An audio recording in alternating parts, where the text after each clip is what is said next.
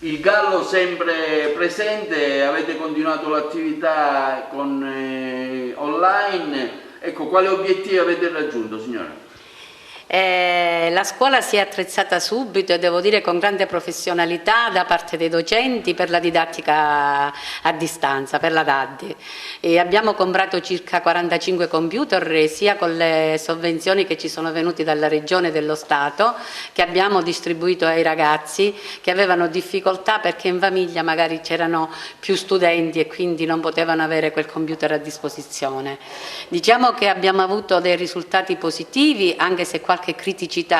nasce sempre quando qualcosa di nuovo emerge anche nella didattica. Diciamo determinati ragazzi che magari a scuola non avevano dato segno di interesse e motivazione con la DADI hanno diciamo, cercato di dare il meglio di se stessi, mentre qualche ragazzo ha pensato che con la promozione facile potesse abbandonare anche il discorso di seguire in maniera pedissequa ogni giorno tutte le lezioni.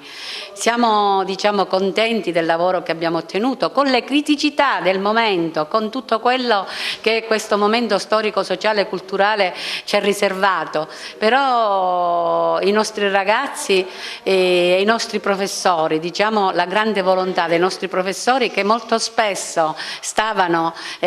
anche 12 ore, mattina e pomeriggio, a cercare di rintracciare quei ragazzi che magari la mattina erano sordi ad ogni stimolo. Pertanto ora stamattina siamo qua perché ci stiamo organizzando col Comitato Tecnico agli esami di Stato. Chiaramente seguiremo delle procedure secondo i termini di legge dettati dal MI e noi ce la metteremo tutta affinché questi ragazzi possano vivere un momento tranquillo di un esame completamente diverso rispetto a quelli che loro a quello che loro si aspettavano nella vita e la vita di ogni studente è segnato proprio dall'esame di Stato, se lo devono ricordare perché è così per tutti, l'abbiamo vissuto tutti, se lo ricorderanno come un momento diverso ma con la preparazione che hanno avuto, con le motivazioni a cui sono stati sottoposti, con gli stimoli che hanno avuto,